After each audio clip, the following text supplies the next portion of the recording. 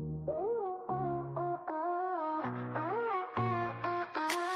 in the dark, the stars align. Oh yeah, oh yeah. Signals flashing, a secret sign. Sasquatch whispers, UFOs glide. Mysteries unfold, can't hide, can't hide. Voices in the static calling me, calling me. A cosmic rhythm setting me free. SNX, feel the vibe, let it flow. Connections glowing, don't you know? SNX, light the night, let it show. Cosmic groove, we're ready to go.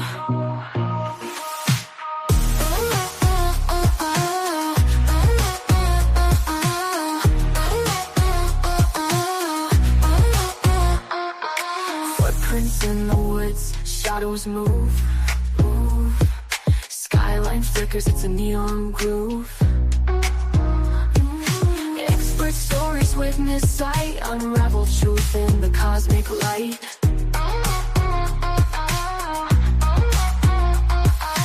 Voices in the static calling me, calling me. A cosmic rhythm setting me free.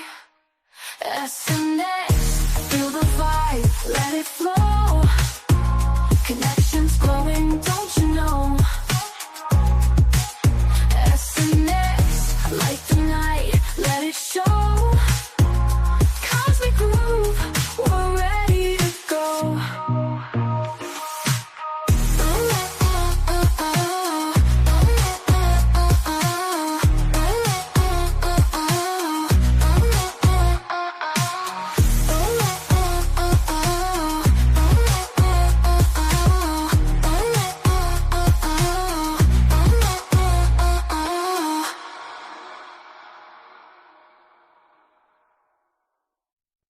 Let's go. Ooh yeah, where the stars and secrets glow. Some Nation X radios glow. In the night, we'll ride the show into the unknown, unknown. When mysteries are shown, shown.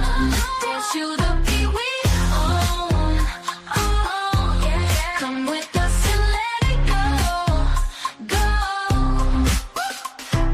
Night sky whispers in the dark. Secret trails will leave a mark.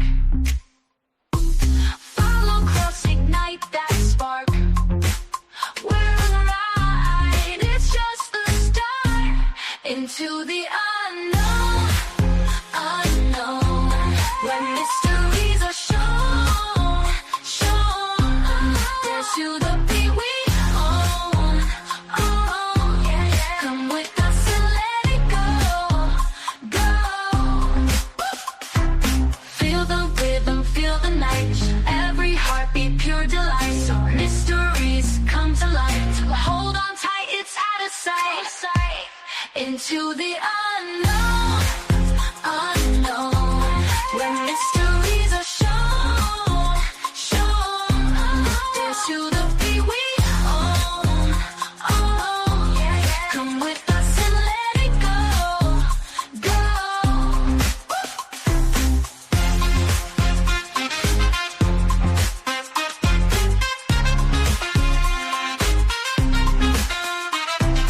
Feel the rhythm, feel the night. It's every heartbeat, pure delight. Mysteries come to light. Hold on tight, it's out of sight. It's out of sight. Into the unknown, unknown. When mysteries are shown, shown. Dance to the beat we own, own. Yeah, yeah. Come with us and let it go, go.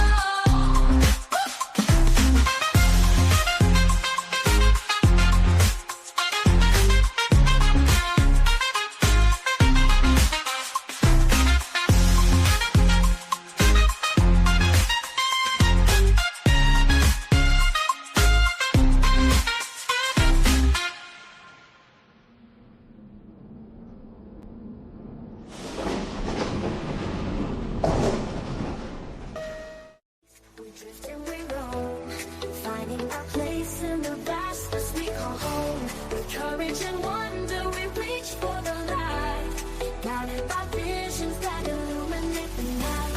Mystery cloaked in the past unknown, truth and discovery seeds we sow. In the starlit wonder, we seek the key to unlock the secrets of our galaxy.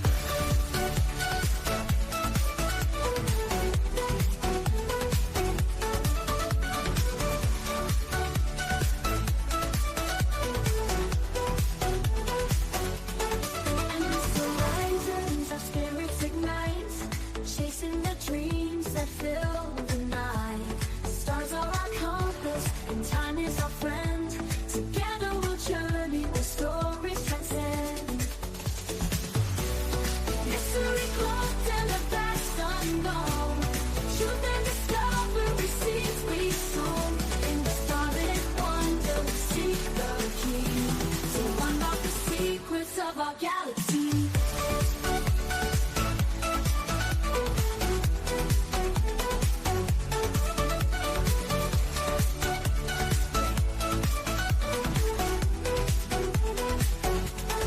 And as the horizons our spirits ignite, chasing the dreams that fill the night.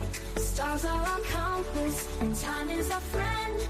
Together we'll journey where stories transcend. Mystery cloaked in the vast unknown, truth and discovery seeds we sow.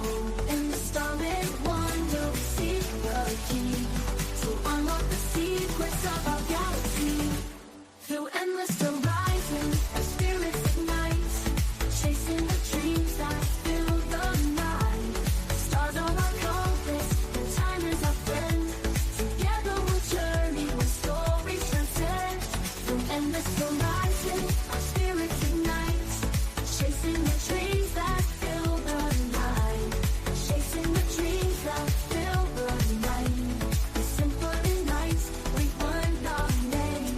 A symphony of wonder, the secret key to unlock the secrets of our galaxy. First in love with the cosmos, whisper our name. A symphony of wonder under a celestial light. In the deep passing moment, our wisdom grows. In the dance of the universe, the truth flows. In the quiet of the night, we dream and fly, with questions that echo through an endless sky. Bound by the stars, our story unfolds. In the universe, our destinies are told.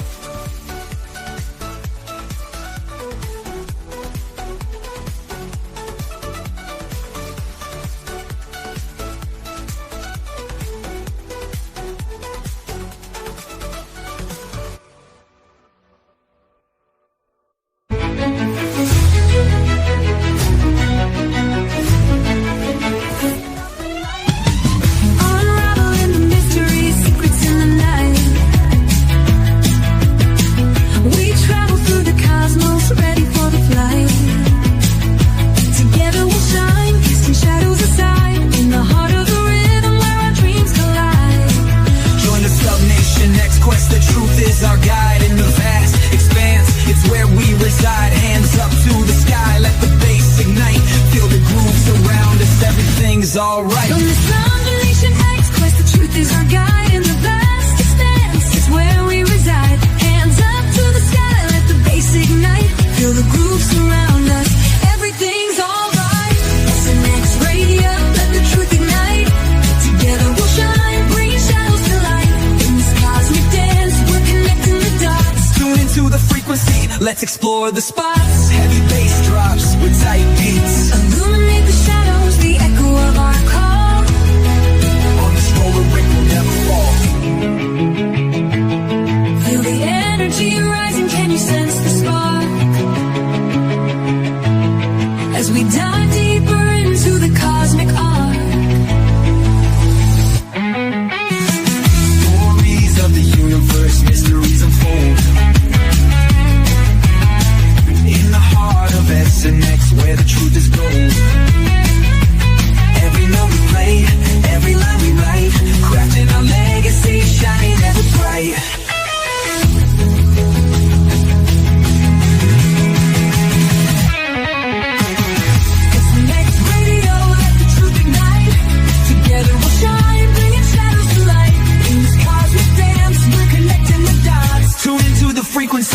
let's explore the spot. Here in the spotlight, we're taking our turn. With the fire in our hearts, let the passion burn. SNX radio's call, ringing through the air. Together we rise, together we dare. So join us now, let the rhythm flow. With SNX radio, we're ready to go. Unraveling the mystery side by side, we stand hand in hand. In this dance of truth, let the story expand.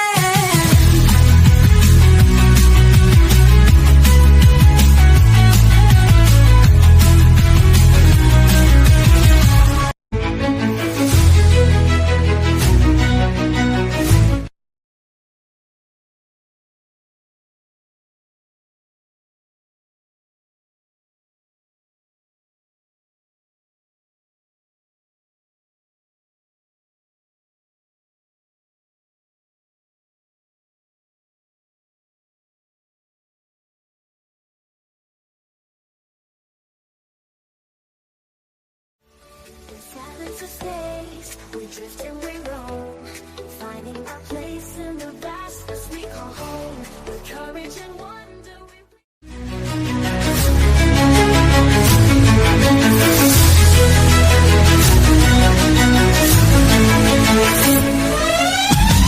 unraveling the mystery, secrets in the night. We travel through the cosmos, ready for the flight. Together we'll shine, casting shadows aside. In the heart of the rhythm where our dreams collide. Join the Subnation X quest, the truth is our guide. In the vast expanse, it's where we reside. Hands up to the sky, let the bass ignite. Feel the grooves around us, everything's alright. From the Subnation X quest, the truth is our guide. In the vast expanse, it's where we reside. Hands up to the sky, let the bass ignite. Feel the grooves around us, everything's alright. SNX radio, let the truth ignite. Together we'll shine, bringing shadows to light. In this cosmic dance, we're connecting the dots. Tune into the frequency, let's explore the spots. Heavy bass drops with tight beats. Illuminate the shadows, the echo of our call. On this roller ring will never fall. Feel the energy rising, can you sense the spark? As we dive deeper into the cosmic art. Stories of the universe, mysteries unfold. In the heart of SNX, where the truth is gold. Every note we play, every line we write, crafting our legacy, shining bright.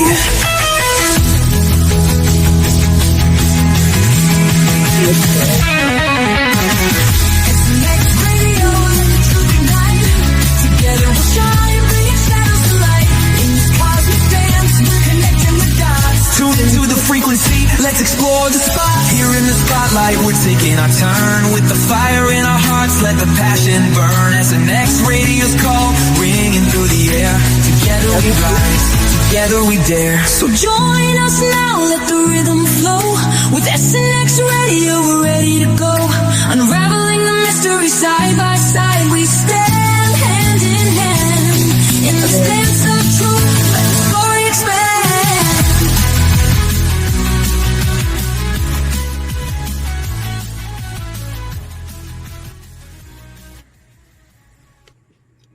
Hello, everybody, and welcome back to another episode of SNX Radio. And we've got tonight collab. Actually, it's not just SNX Radio; it's Typical Skeptic Podcast. Rob and me, Coley. So, how you doing tonight, Rob?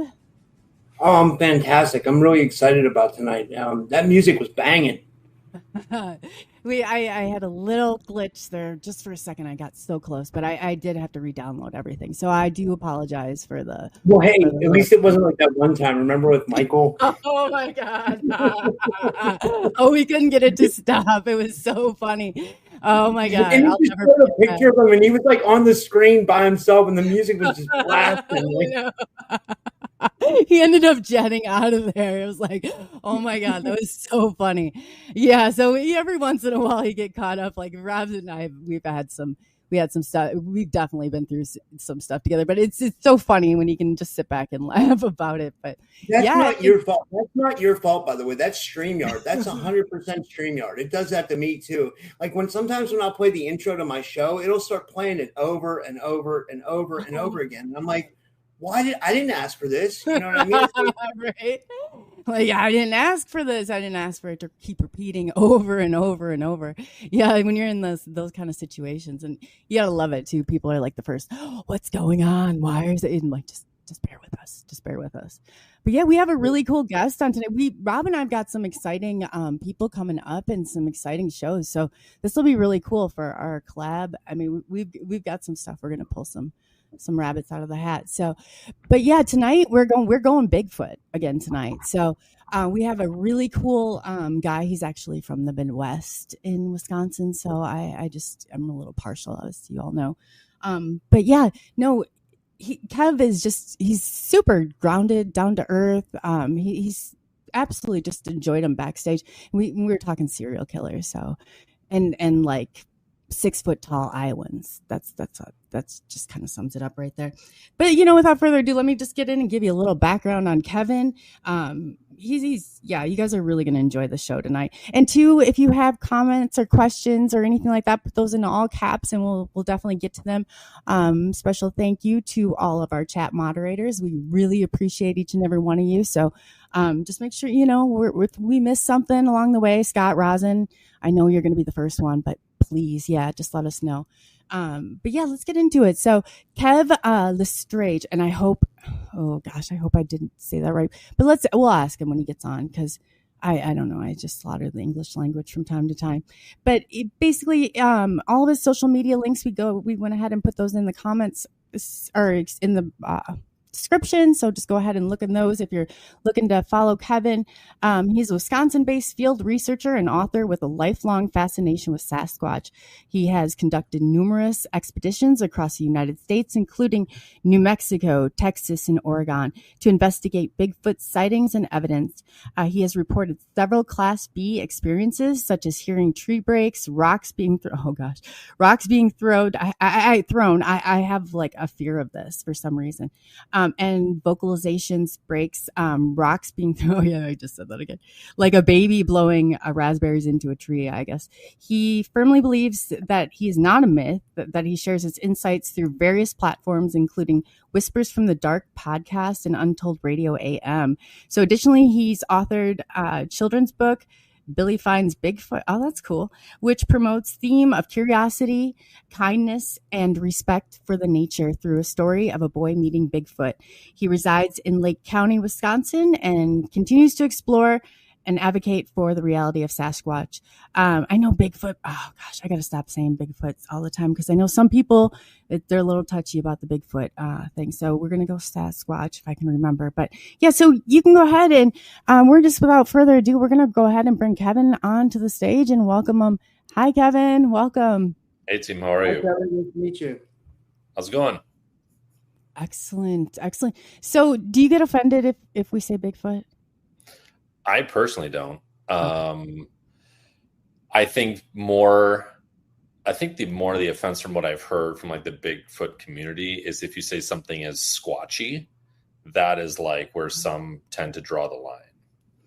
So it's semantics. It's okay. I know, no, because I was like squash. I heard like, so when I was thinking of a title for the show, they said that that's like slang. That's cool. We're gonna talk squash. Is that right? Or is that like I mean, we're going to be discussing a large bipedal North American ape. Is maybe like the more scientific term of it. Yes. Well, you're just gonna have to correct us, because or Bigfoot.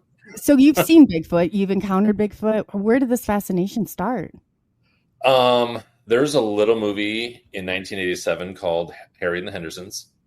That is when it's with John Lithgow. I mean, that is really where it all kind of began, because what was interesting about the movie initially, but then I want to say in 95, when the internet got going, that's when actually the BFRO, Bigfoot Field Researchers Organization, kicked off, and like that was the first place I went to on internet, on my millennium Windows, right? Like is super janky computer that I had. But anyway, so it was Harry and the Hendersons, just because it was such a fascinating story that this family could go out in the woods. They're not expecting this thing to come into their lives. Neither was I well, technically I was, but I wasn't expecting it to get what I call the Bigfoot bug as hard as I had been bitten by it. So that to me is like the first pinpoint of where I was like, wow, I got to explore more. That's awesome. I love Harry and the Hendersons. Like I saw Rob's face light up too when he said that. Yeah, I remember that.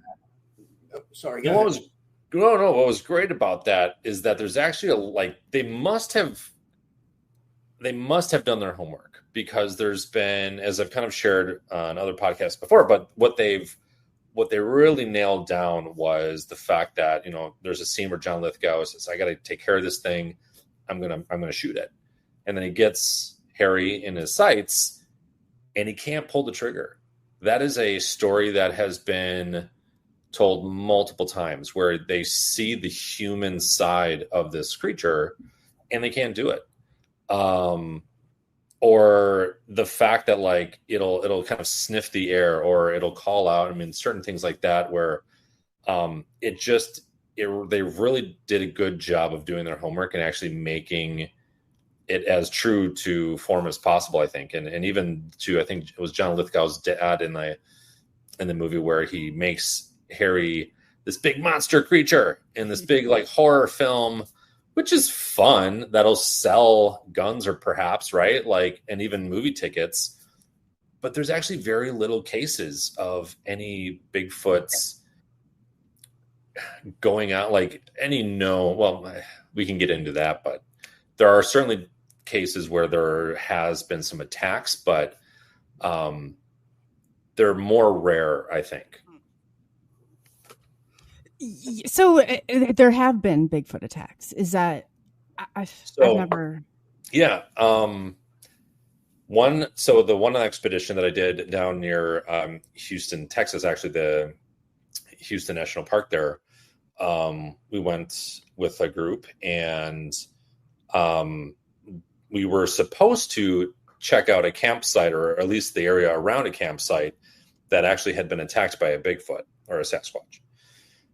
And we were strongly derailed because apparently that area had been investigated by the FBI, because now, whether that was because it was Sasquatch and stay away from this area because the FBI is still investigating it, or whether or not that was a drug deal gone wrong and that was the cover up to a Sasquatch. That was the story that we were told, that we can't go there because the camp that we thought that we were investigating actually could have been more of a drug deal gone bad. Wow. But more or less, there's also been a lot of theory out there. I think it's on Netflix, but the 411 documentaries, they really allude to some type of presence taking campers, children, what have you.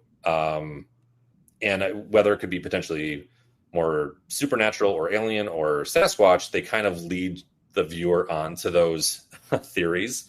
But there's definitely been some instances of where Sasquatch has gotten aggressive and has attacked. And I'm happy to share another story of Los Alamos, where I was told by one of the, experts who was kind of leading one of the expeditions there, to just say, if this creature bluff charges, just sit down. I'm happy to get into that story if you'd like. Yeah, definitely. Well, we had Daryl Dunton on. I'm not sure if you know who he is, Tennessee Bigfoot guy, and Yep. he talked about it too, about the missing people in the parks and all that stuff that's going on, and too, on how he, with some of them built a relationship, and I was like, you just don't probably take the McDonald's cheeseburgers out and try and get their attention that way, or divert them, I guess, or I thought we could dress Rob up like a taco maybe and go out looking, but. I don't know how that would all work out, but I guess, what is your take? So people is that what they attribute to some of these like missing people in the park situations, that it might be like the old Sasquatch gone rogue or crazy? I don't know, because there are instances where I think in one of the shows there was a woman who was with her family or something to that effect, and then was found completely naked in the fetal position. Like, don't know why. Hypothermia. I mean, there's certainly natural causes to certain things of why people go missing. Out in the Pacific Northwest, there are also like volcanic pipelines, if you will. I don't know the exact terminology, but there's certain like valleys and pits of volcanic tubing that exists out there. And like, yeah, you could fall into one of these tubes and like never be seen again. We just don't quite know. Or I would say I don't quite know. But then again, if someone has ever experienced that or has been picked up in your backpack, like one story, or your sleeping bag, like one story, then possibly, but I don't know yet. That was a thing too. Daryl had talked about how they don't like guns. There's certain things that they definitely don't like. Did you notice any of those kind of like attributes? Like somebody in chat, Spiderbite, had brought it up. They said they don't like guns, and I was like, that just reminded me when Daryl was talking too about that. There was just, he said, I don't think they like people. Yeah, I think it's what's carrying the gun. I don't think they would necessarily. I think they look at people for perhaps entertainment. They also, especially women and children, it's more of like a curiosity and perhaps like the tone of their voices. The high pitchedness is entertaining or at least interesting to them, but I think it's who's carrying it. And I really think that all you would have to see, perhaps as a Sasquatch, if you put yourselves in their feet, is you see a hunter make a loud noise with a stick, and then there's this deer that is dead, or this elk that is dead, or this bear, or what have you. I think they realize right away that that's not a good creature to be around, especially ones with a stick. That's what I would surmise. Oh, we were talking before about the rocks or excuse me, I guess when I was reading your bio, my brother and I went out and we were looking for one, and he I just remember we're standing there and it's really dark, and he grabs a rock and he goes and throws it in. I was like, we got to get out of here now, Eric. I was like, there's going to be a boulder that's coming for us. That's right. Yeah. What would you do? You just did that. I was like, we got to get out of here. But yeah, do you think that, I guess, what's your take on them? Are they interdimensional? Are they here living among us and we just, stay out of our way? Or what do you think?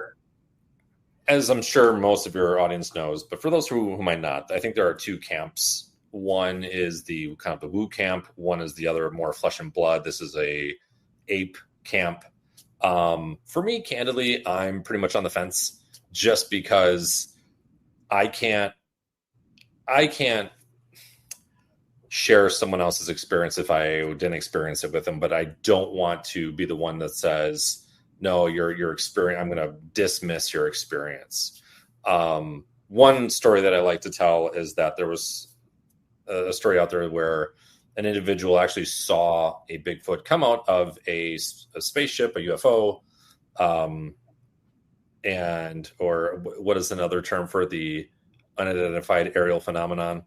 And so that is kind of where the Sasquatch came out of this saucer, and it was handcuffed to a briefcase and then kind of like walked off into the woods or disappeared, right?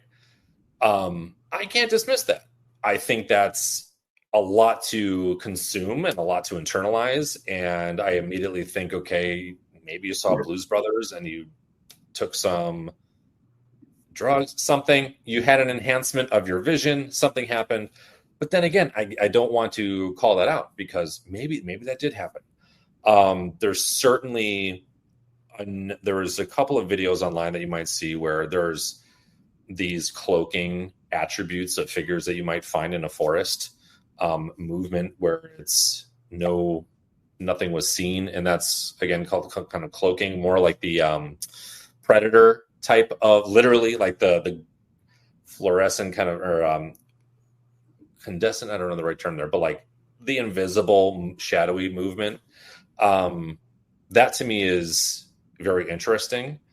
And a lot of those think that actually that the hair on a Sasquatch is actually just so that it actually blends in with the lights. So as you are walking or driving or running or whatever it might be, you might actually not see a Sasquatch because of the fact that their hair follicles are actually a little bit clear, kind of like a white clear. I think that there's possible explanations for all of it.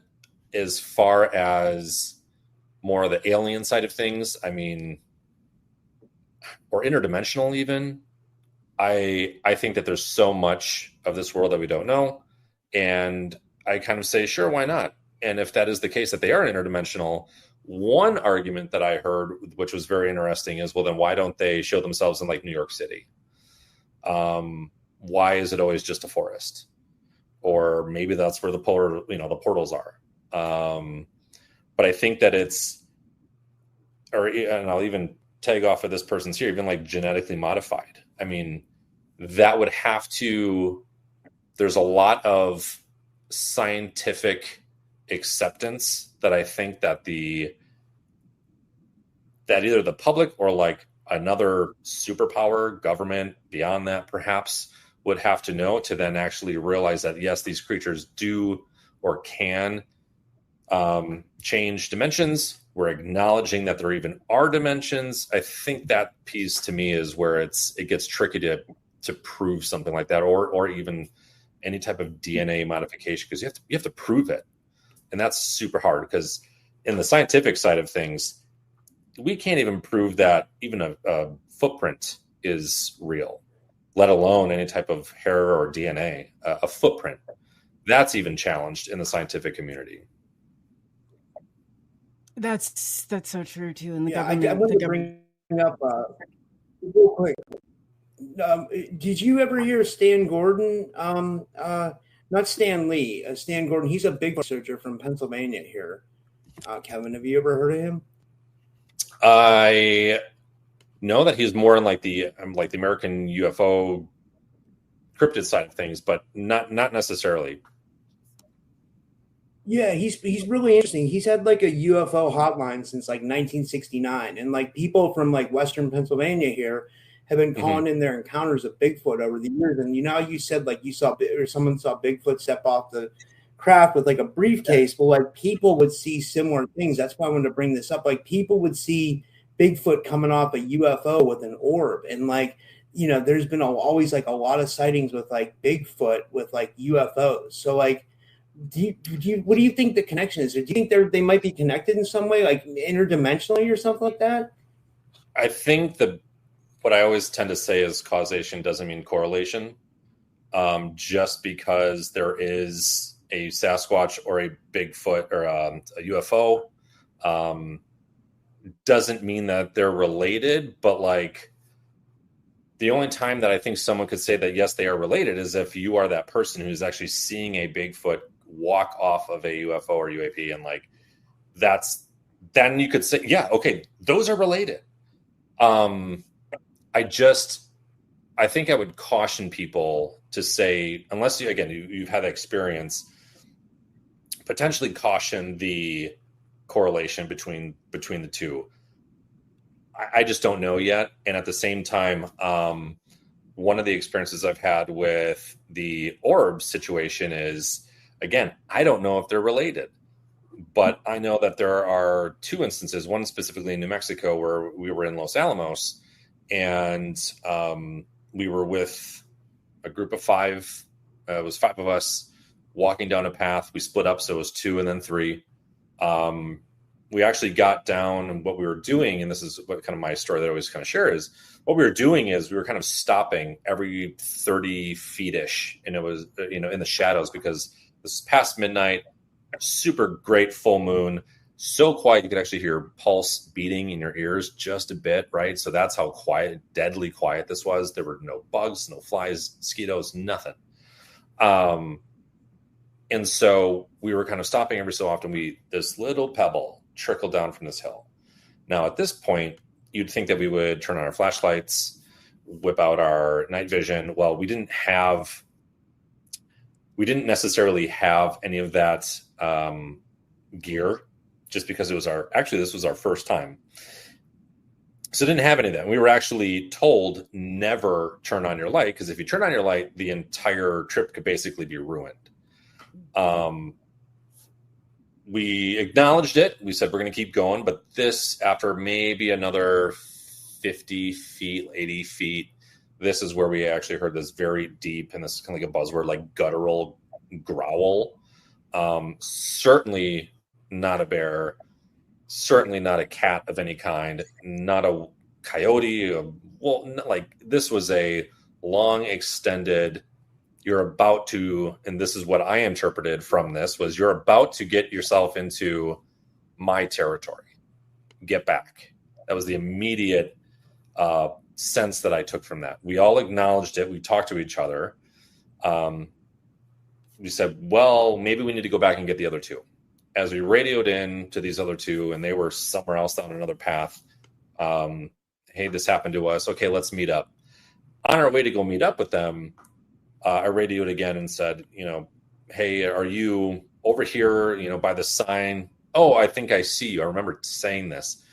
And what I saw was this amber orb that was maybe about the size of like a grapefruit, maybe a little bit bigger. And what I had thought is that it was someone turning on their red light of their headlight. No, that's not us. There's no way you could be near us. This is the other person talking on their line. No way you could be near us. Like, we're at least a 10-minute walk from that sign. Like, you got to keep going. And again, I acknowledged it, put a pin in it, because I said, I don't know what I'm seeing or what I saw. But right now we need to meet with these other people, and we need to maybe talk about what our next plan of attack is. And I'll just finish up the story. But as we connected with them, that is where I said, okay, the discussion was, well, let's go back to where we heard the growl. We went back to where we heard the growl, nothing. We kind of kept going down the path. We had actually opened up into a meadow where the moon was just shining on everything. You could see all the foliage of this meadow. And you could kind of you saw this wall of trees on the other side. This is where we decided, okay, we're going to go, let's walk towards the meadow. And then this is when this leader had mentioned to me, okay, let me just stop you all. If something bluff charges us, like a gorilla, bluff charges us out of the woods, just put your head down and sit down. Don't look at it in the eyes. That's when I had to acknowledge that, okay, number one, you're telling me that this truly exists, that I'm about to possibly be charged at from a Sasquatch that exists. Like, legend is going to come running out of that, into those, out of those woods, into my face. Oh, and by the way, don't look at it. Don't look at possibly death charging at you. Copy that. I'm going to try my damnedest, right? You said not to look. I have to look. Like, I'm just saying to my head, just even like this, maybe, right? Yeah. Peeking through my fingers, possibly. And so we finally got to the tree line. He took out like a wood blocker type of device, claves type thing, like a wood knocker. He hit it really hard. No movement, nothing. We continued to approach. That's when we got a tree break, and you heard all the leaves coming down from like 20 feet up. That's what it seemed. Coming down, branches breaking, leaves crashing, crumbling. And then what was really strange is that actually that disturbed about a 30 to 40 group of mountain cattle that then came rushing out of that woods down into the meadow, and then like just kind of kept going down to that Meadow Valley area. Once that kind of subsided, this is where you heard very auditorily, like very clearly, crunch, crunch, crunch, like this, again, kind of a buzzword, like lumberous walk, beetle, totally walking down, and just kept going until you couldn't hear it anymore. Whether or not that orb was something to do with the circumstance, I don't know, but I think it's very telling. I mean, I think that there's also many other Bigfoot stories out there where you see orbs, and because there are Bigfoot there. So I would almost say that orbs and Bigfoot are potentially more related than, at least in my viewpoint at this stage of the game, more so than any type of alien or UFO. But we can possibly get into, you know, are they here sent by UFOs or UAP? And I mean, we could also potentially get into the fact that, like, well, if they are genetically modified or if they are from aliens, what's their mission? Well, you know, there are potentially, you know, stories that there are some humans that are also from UFOs and aliens. And it's, I would ask you, Rob, perhaps, like, what do you perhaps see as the correlation between the two? Maybe we can go in that direction. I like to see all of it. Like I said, I've studied people like Stan Gordon. Well, I've met Stan, you know, at UFO conferences and stuff. And, you know, I've watched the Missing 411. So I've listened to Stan Gordon talk about, you know, UFOs and Bigfoot and orbs and UFOs, just like you were saying, like both, you know. I've heard the Missing 111 where David Paulides kind of, you know, says that, you know, he thinks this is related to, you know, he's basically, in his last documentary, the Missing 411, the UFO phenomena, he basically, it was like he didn't want to come out with it until that point. Like, he didn't want to tie himself to the UFO phenomena because he felt like it would give him some kind of less credibility. And he was trying to, I guess, help people, like, you know, because there was, you know, missing people, and he wanted to find out what was going on. But he ties it together there at the end, and he almost alludes to the fact that, like, people are being either taken by Bigfoot or UFOs. So I've seen that. And then, you know, all different kinds of stuff. So what I like to believe is I like to believe that it's all happening, you know, that It's like UFOs, Bigfoot. You know, I've also heard that, like, Bigfoot is a scout for UFOs, like, you know, but then what would Dogman be then, you know? Like, I mean, I'm skeptical about everything, but I'm open-minded to everything too, if that makes any sense. So I don't really have skeptic. I don't you know, I don't know. It's, yeah. And again, I think that even like a Dogman, there's perhaps more connectedness to a Bigfoot or misidentification. But I know I've talked to a few where, no, this had a snout, it had pointy ears. This was more of a wolf man that, you know, or dog than it was more of a flat nosed, you know, apex type cranium. It's interesting where, as far as the UFO stuff goes, I'm open to it.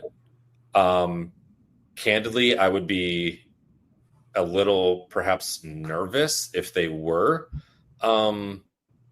scouting things, because I think at the same time, if they were scouting things, perhaps there would be more Bigfoot sightings.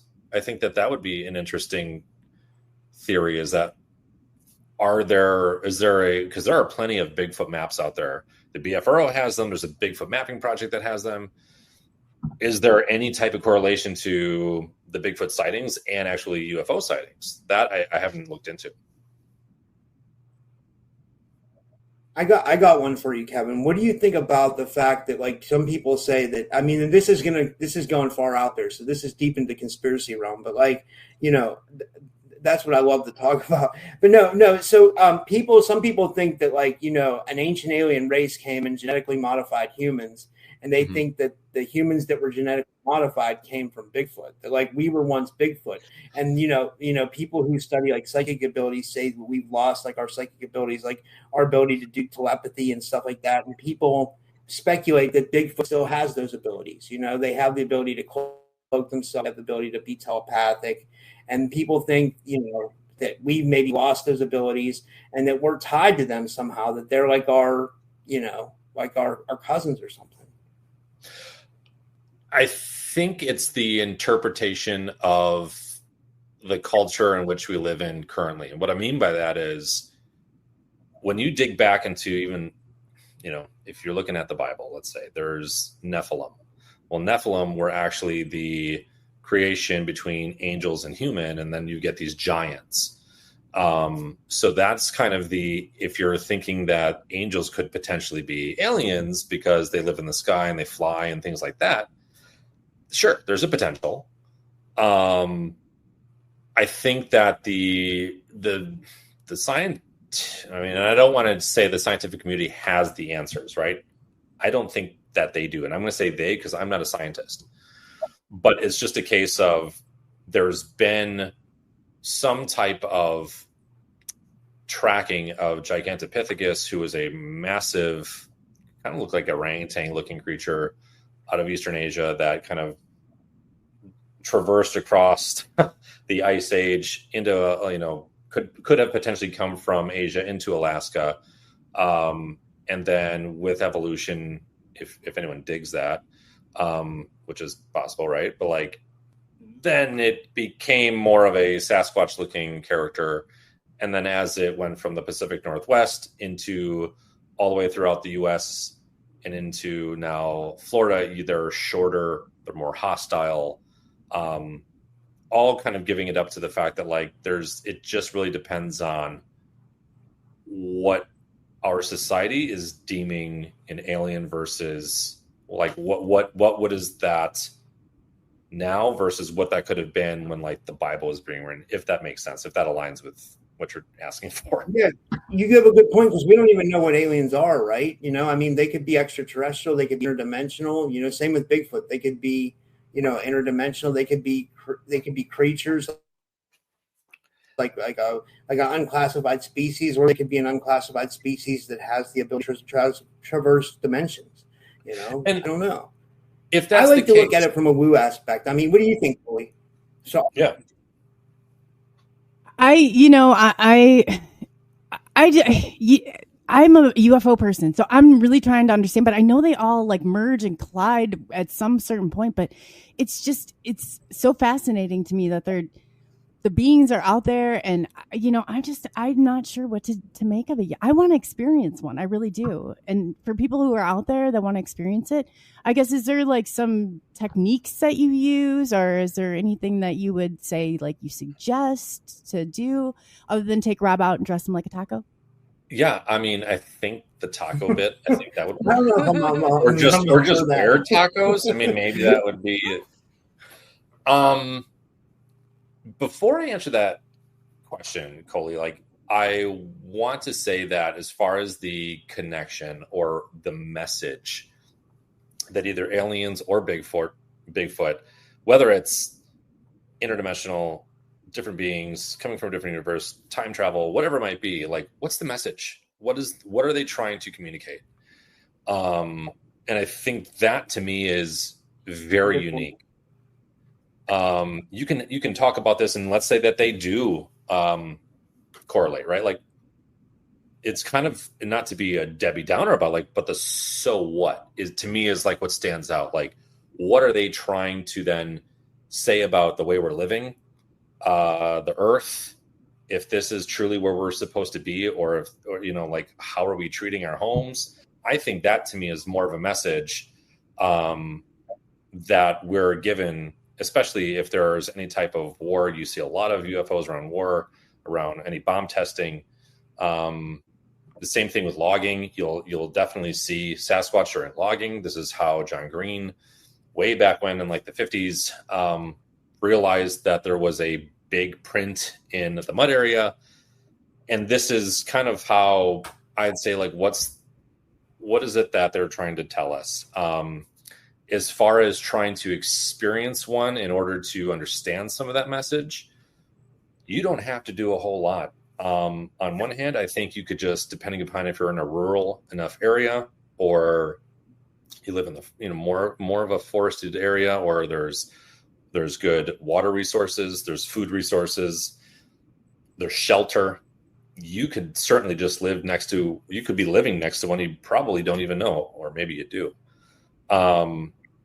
At the same time, I think that a lot of the, what you might see on certain Sasquatch programs of going out there and banging on a tree or howling, or whistling or wood knocking, that some might say draws them in, or you could be potentially fooling one.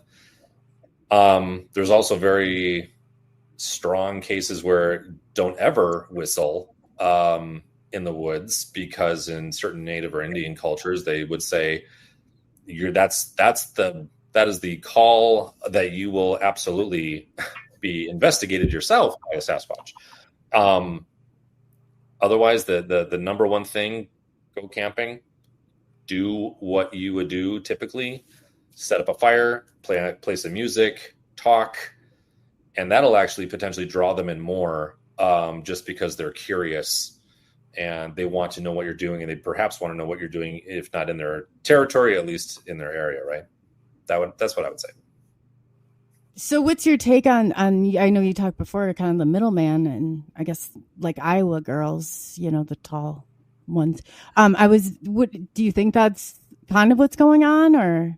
What's that? One more time? I guess when you were talking before, when you're saying, oh, like evolution, like this is like, is this our middle, or I just said it before. Now I just messed it all up. No, like, is this the middleman? Is this the missing link? I mean, is this tied into it at all? It depends what your definition of evolution would be. And you could even take this from aliens. If you are thinking that we are evolving from aliens, then we would have somehow were related to Sasquatch. If they're also dropping off a Sasquatch. I would also say that the fact that we walk on two legs, we have, 20 digits, that's also indicative of more of a, human or primate characteristics. I think it's possible that there's some relation there. I mean, there's even relations to us in, apes. So why not this other ape who in fact lives in North America, who just happens to be larger and more sophisticated than the ones that you go and visit in the zoo, right? So I think that to me is, we're not far off from that tree. There have been, I think there was one of the questions was, have we ever done any DNA testing? There has been, but nothing conclusive, nothing that I think the greater scientific populace would accept. And what's really challenging is you don't actually have anything to compare it to.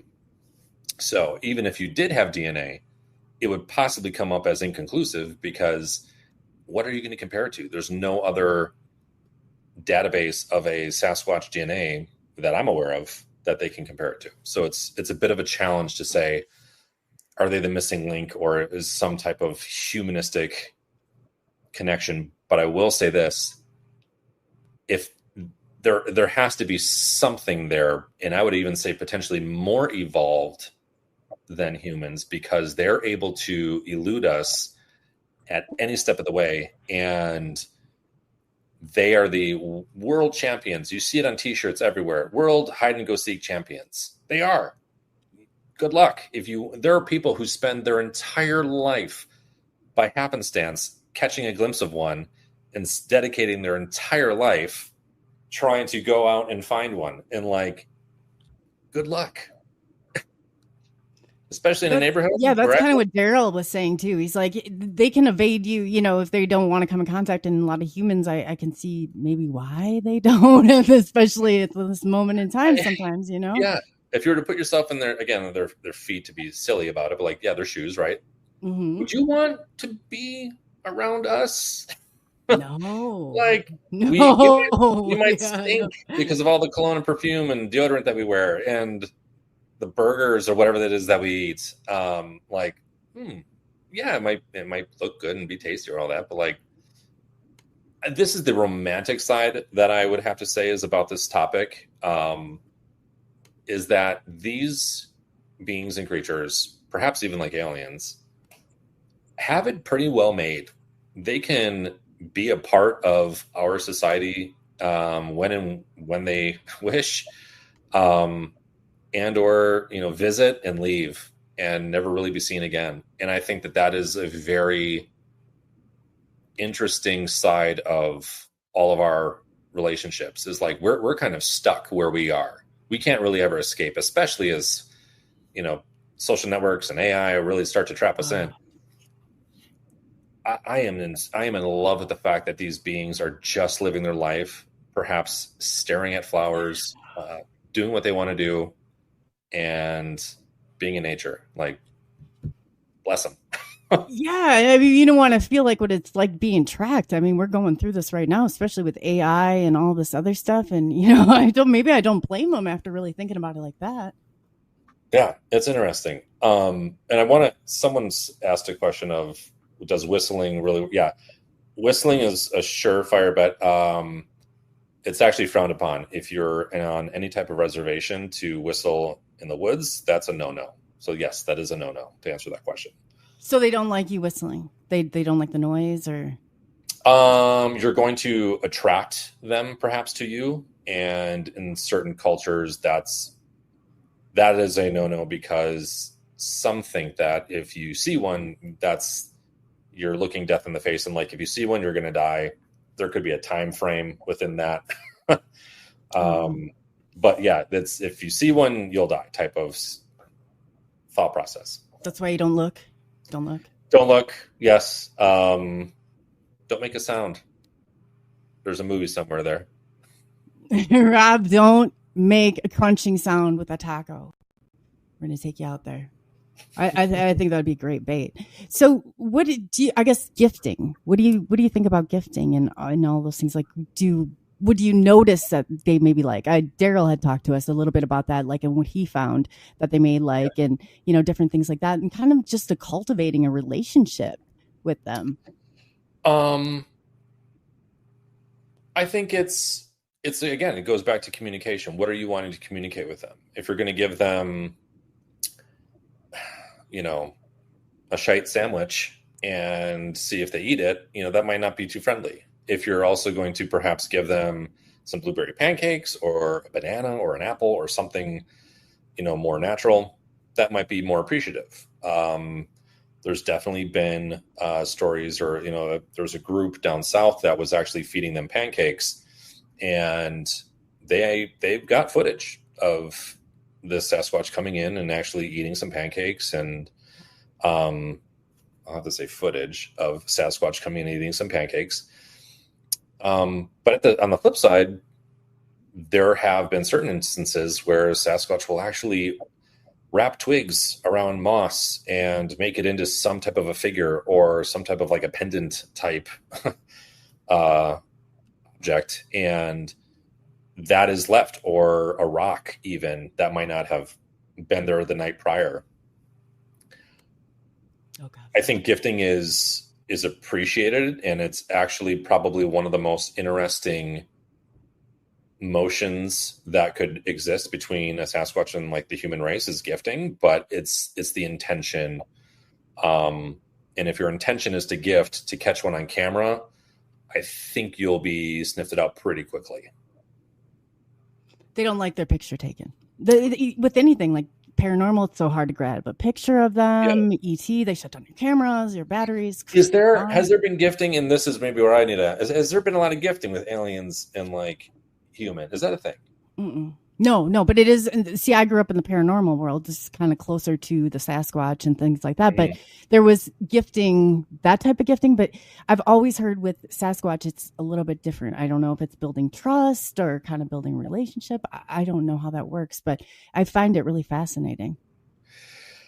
Yeah, there has been healing. There's been healing with ETs. Like Dennett wrote a book about like ETs that heal, and I think there has been some kind of like transactional, not necessarily gifting, but like if you like look at the encounters, like Jim Sparks, by the way, he was able to like supposedly communicate with the Greys, and like it's interesting for sure. But I know what you mean, not gifting though. Yeah, like is that like a wrong way to put it? Transactional there. Yeah, and that's what I'm saying. Like, no. I think the gift is input. Yeah, sorry, Kevin, okay. Go ahead. No, that's okay. No, you're right on, Rob. I wanted to understand your point. Sorry, I chomped on your words of your thoughts of like being respectful. I thought that was a good point that you were about to make, or the intention. Yeah. I think like with Bigfoot, the gifting seems like more like it's it's something that people have been able to do and they've been able to document, at least they say they do, but yeah, I don't know. I've never had a Bigfoot experience myself, so I'm trying to, try to figure it all out, But like the ETs, like they don't seem to be have like is like and what I'm trying to say is I think Bigfoot might have emotions, maybe, but maybe. And I also ask you this, Kevin, like, do you think there are some good Bigfoots and some bad Bigfoots? And I know that sounds pretty basic to say, but like, do you think that might be a possibility? Yeah, I think it's in that essence. I think Sasquatch are more, they're just as disgruntled as we are. If we wake up and, there's a porcupine under our butt, it's like, yeah, I'm going to be mad that day, right? Type of a situation. I think it also depends on the circumstance. I mean, there's stories out there as well where a hunter has shot a baby Sasquatch, baby Bigfoot, that they saw this thing and they saw its mother looking at, saw the mother witness this. Like, you got to know that could have even been a deer, right? And like, if deers acknowledged the fact that one of mine that I was just running with in the woods, like, they're not moving anymore and there's a loud bang and I got to get the hell out of here, otherwise I might be next. But that has, like, that feeling of, like, the flight feeling at least has to be there. And now you're leaving something that I think has actually emotional intelligence to experience something like that. So, like, yeah, I think that there's some out there that are very upset. And like I said, there was an incident in which there was a series, and this is, again, Doug Hychek. So he kind of runs the Hanging Around Publishing, which is where my book is from, but he did a Monster Quest. He was the producer of Monster Quest, which I'm sure all of you are aware of. And there is a story of Snellgrove Lake where there's been incidents where there have been rock throwing specifically at this one cabin in Snellgrove Lake. And whether or not you consider that a rock being thrown aggressive, I technically would. That doesn't signal to me, come give me a hug. So that's where I would say there's certainly ones that are more pissed off. I think, as I'm thinking it through like an alien lens, I would be way more concerned about the pissed off alien than I would be about a pissed off Sasquatch.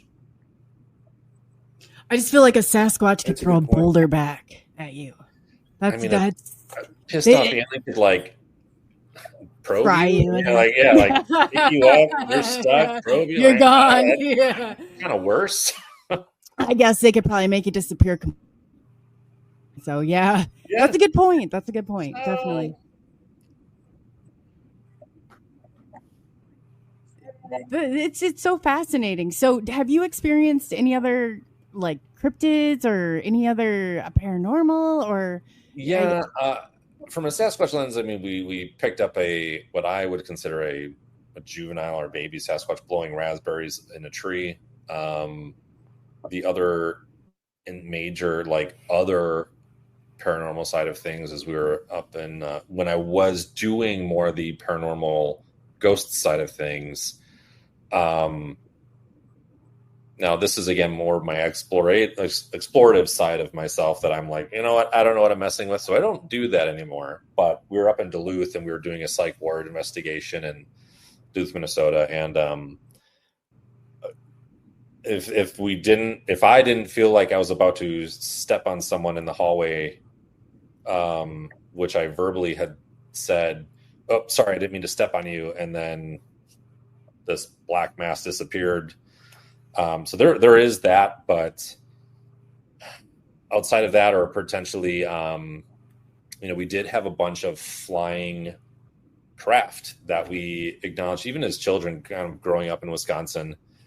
Certain things fly around in, like, the Wisconsin summertime, nighttime sky, right? And can't explain it.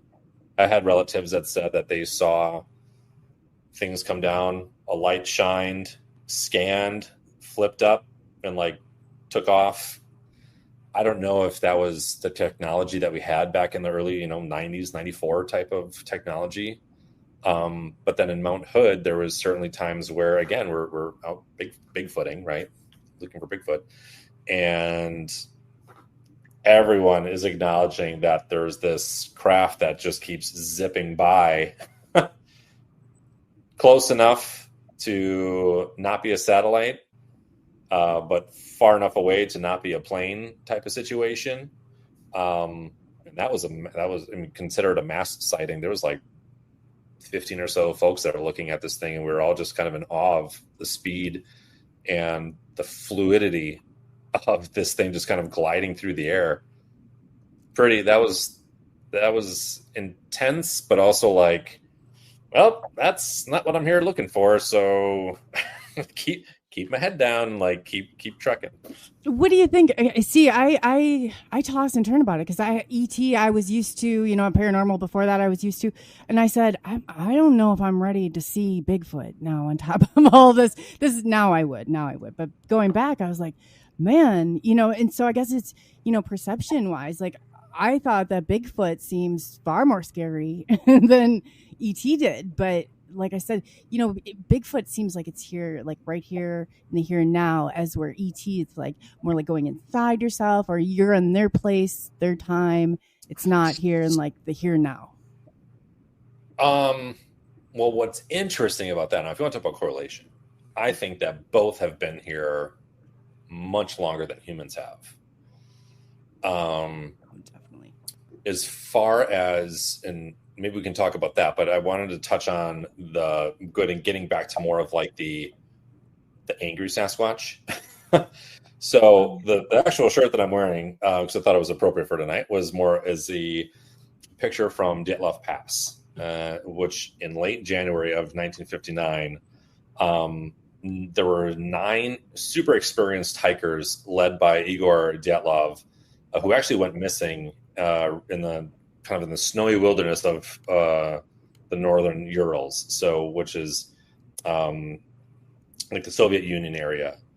So searchers later actually found these 9 people's tent mysteriously cut open from the inside. So that means that they were trying to escape from something that was freaking them out. And when they were found, some had minimal clothing on, some had their noses removed, their tongues removed, teeth removed, potentially eyes. So the cause of death is super mysterious. And some actually had some, cold exposure, and others had unusual injuries like fractured skulls or broken ribs. But this photo is actually one from, let me see if I can remember his name, Krivonashenko's, which is one of the hikers. This was frame 17. This was the last picture that he took. And after that, that was it. And so this picture became pretty infamous for a potentially very mad Sasquatch. I think there's a couple of documentaries on this, but what's interesting is, again, potentially correlation is, was this a Sasquatch or more of an working with aliens to then perform some of these surgeries or removal of these parts of these hikers? Yeah, I've even heard some people say that that the Dyatlov Pass could have been a a rogue military group, something like that. And that was, or it could have been Bigfoot. Yeah, I mean, I think the fact that this frame exists, that doesn't say angry military or Russians thinking that they were doing a military exercise and then thought that this group, but then why kill them? There's way too much mystery around it. So I think it's interesting more so from again, correlation between alien and Bigfoot, because that is the only two answers that actually make sense within this particular Dyatlov Pass incident, where people were fully murdered and it's been documented. Yeah, I agree. I know Jessica Jones, the Cryptid Huntress, has covered that, and I watched her show on it, like, and I've actually talked to her about it on, before. Like, it seems like, so you definitely think it was a creature then, for sure? Like, it was like a, or some kind of, like, it wasn't just a wolf, is what you're saying. Like, it wasn't like, yeah. That's I do. Because I it wasn't, I think something scared them out of their tent. The fact that the tents were blown like kind of open, that they ran out. Again, this was in freezing temperatures. There's also theories out there that this could have been like an avalanche and somehow ripped certain parts of their face off. Which actually, like, the documentary did a pretty damn good job. I mean, again, if you happen to look at it, but it was very good at describing the location, which you can't have an avalanche on a hill. That doesn't happen. Which is kind of where this was. I think it was more Sasquatch related, and a very pissed off, perhaps, like, Yeti, because that would be in that part of that region. Which Yeti, Sasquatch, Bigfoot, Momo, Wood Booger, what have you. I mean, they're all this. I would imagine that they're. Is that what there people are talking about? Woodburger? Is that's a Sasquatch? Yes. Okay. Yep. Skunk ape, same thing in the Everglades. So now that again, some are more hostile than others. Some have different colors. Some are taller. Some are smaller. Well, I was going to say, Kevin, what do you think about the fact that maybe it could have been Dogman, or is it? I know we can't ever say what it was, right? I mean, nobody will ever know, right? But I mean, like, do you think it could have been that too? Like, you keep that in, like, the. I would say I would rather have it. My understanding of Dogman is that Dogman is a hell of a lot more hostile and more wolf man. That's going to be more likely to kind of, again, kill your chickens and perhaps do something like that, be more aggressive. Again, the romantic side of me wishes that the Sasquatch is sitting there, eating leaves and daisies and, like, maybe occasionally like a frog or two. But, like, I have to acknowledge that there's to have a creature that big out in the wilderness, there has to be a sustainable food source, one that can actually fulfill the appetite of something that is potentially 8 feet tall or as big as perhaps like a Dogman could get. Or an Iowa woman. Yeah. Or an Iowa woman, which is the worst of them all, I hear. Sorry.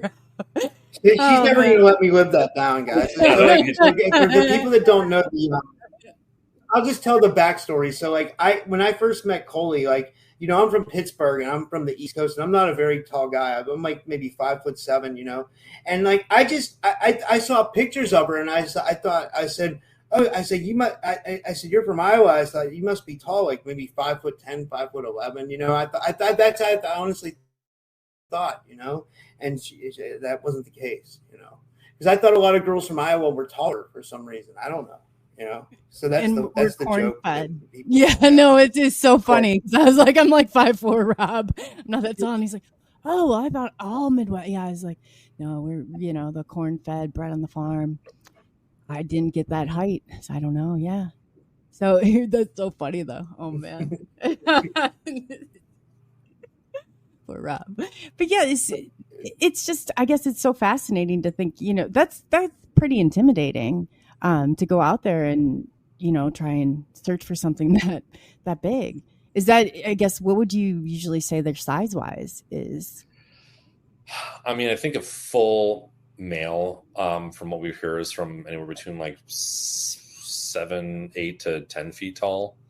And then a tall female is probably on the higher side of 7 feet tall, which is where the standard Bigfoot film footage that you might be aware of is the Patterson-Gimlin footage of, the 68, where it was like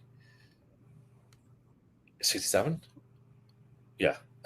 My Bigfoot nerds are gonna be mad at me. But anyway, the standard footage, what you see is an actual female, and after Bill Munns did a whole bunch of data analytics on that film footage, actually comparing the right lens to the camera that was used with the camera, they basically said that the Patty, which was the Sasquatch in the film, was actually like over 7 feet tall, like 7'2", 7'4", something like that. Oh, wow. It just kind of gives put it this way, it blows all idea that this is just a person walking in a suit out of the water, because of the actual mathematics and the data that Bill Munns had put together that says there's no way that this creature is human proportioned. And even to answer this question here, happy to answer this one, where the differences between females and males' behaviors, I think that there's theories out there that males are always on the prowl looking for that family unit, and that they're going to be a lot more territorial, letting you know their presence. Whereas a female could probably be more walking by if she is on the stage of her life where she's finding a male. Those are the theories. And the reason why I say that those are the theories is because we haven't tracked one. We haven't followed what they're doing. I think that this is a lot of interpretation of potential sightings, of seeing the same one, that they could be in that same area for a certain period of time and then leave, that they could be migratory to some degree, in certain areas, less than others, more than others. I don't think we know yet. There's not enough conclusive evidence to say whether or not why they move around, why they do, but I think it's mostly due to trying to find a mate. So in that, there's going to be certainly different behaviors between a male or female one. So I guess in saying that, do you think they're somebody asked before, do you think these are interdimensional beings? Do you think that yeah, I mean, I am very interested in that side of it, just because I think interdimensional also could possibly mean some type of, for whatever reason, I always think of interdimensional as also being a bit more of like this psychic ability, and that there's this is kind of goes into like the woo camp of Sasquatch, where it's possible. Part of me thinks, why would you want to come here? Is this the best place that you can go to when your interdimension happening is Earth? And there's sometimes where it's that they need a certain flower, or that they need some type of resource to take back, or that they're trying to escape something eating them. Okay, well, why the dense regions of the forest? And granted, there's a lot of energy that happens in the forest. I have an idea on that. I was thinking that, maybe Earth's just one of the most interesting places in the multiverse, universe, and galaxy. Like maybe the ETs come here, the Bigfoots, the Dogmen come from other dimensions because this is where it's at. They like to see what the crazy humans are doing. And then on top of that, the stories of like the Anunnaki coming for gold, and like other beings coming for, our minerals, you know what I mean? And like, we're like a nutrient mineral dense planet. We have resources, you know what I mean? So that could make some sense. I don't know. Yeah, that's what I was getting to. I'm just Well, to your point, Rob, there's got to be some resource or reason that they're here, other than just trying to like get away from something that might be eating them in on another realm, right? There's got to be some reason why they come here, and or some reason why then they vanish. So, and there are certainly reports again of someone seeing a Sasquatch as plain as day, step through a portal, and then disappear. And I don't know what to say to that. Like, if that is the case, and if that is someone's experience, and if that was ever caught on film, now with AI, I'm sure it's everywhere. But like if that was ever caught on film or reported from multiple witnesses, then I think that there's something to then explore more so to me about the portal than there is about the Sasquatch going into the portal. Forget the Sasquatch. Let's talk about the portal. Yeah. What is the door that this thing is going through? What's on the other side? And like, are we able to follow it if that would ever happen? Like that to me is the more exciting bit. Wow. That would be amazing. Fascinating. Yeah. But and I wanted to ask you, I wanted to ask you about Billy and the Bigfoot, or Billy Finds Bigfoot. That it's like a children's book, but it could be for adults too. It seems like tell us a little bit about the book and like what were your intentions behind it. I appreciate that. So the book, the initial intention was to share some life messages or stories or lessons that I had learned that I think is very hard for children to pick up on, such as one lesson being really appreciate what you have in front of you. I think as humans, we are terrible at that, whether it's relationships, whether it's, something that you value. It's really just appreciating the fact that something, or frankly, someone is in your life and to not take it for granted. Just like all beings that come into your life, whether alien or Sasquatch, they're there for a reason. You're experiencing them for a reason and to learn from it. That was to me the kind of the building point of, oh, what if there's this boy named Billy just because it seemed good with Bigfoot. And he's in search of this rare white fox. But he finds out that as he's going to look for this rare white fox in the forest down the river by his house, that he sees a Bigfoot drinking water, and he approaches a Bigfoot and starts talking to him as if it was just another explorer who was super excited to be, in the woods, and also was trying to discover animals and had fascination with rocks and leaves and was actually drawing them out, not just taking pictures of them on their phone, right? Really studying nature. And so that is kind of where Sasquatch more so has a more human side to him, comes to life and says, well, why don't you take a look on this big boulder over here? There's lots of animals in the forest, and like you can see more than you perhaps could have where you were looking. And so ultimately he goes back home. Boy, had a great day, but you know what? I didn't catch the rare white fox. This is where his parents then end up telling him a bedtime story of the most unknown, unseen creature in the woods, Sasquatch, Bigfoot. And Billy thinks it's just the greatest story ever because he realizes that he has actually seen the rarest of all beings or animals in the forest. And now he has much more appreciation for what he does see and what he does acknowledge or, observes moving forward. So was that you as a child? Hell no. No. No, but I would have wanted it to be. I wish I was that type of kid to draw things and, which I did, but I don't think anyone is. I don't think anyone is kind of like Billy, perhaps to some degree, but it's perhaps showing us that we should be more like Billy and just be more appreciative and respectful of our planet, and to not be scared. Don't be scared. I mean, as much as I am candidly terrified of aliens, maybe don't be, because Billy wasn't, right? Billy approached Sasquatch right away. But so it's trying to take some of those lessons and share them out. And it's made in a way so that children can become more aware of their world and that it's not just a box or a phone, right, these days.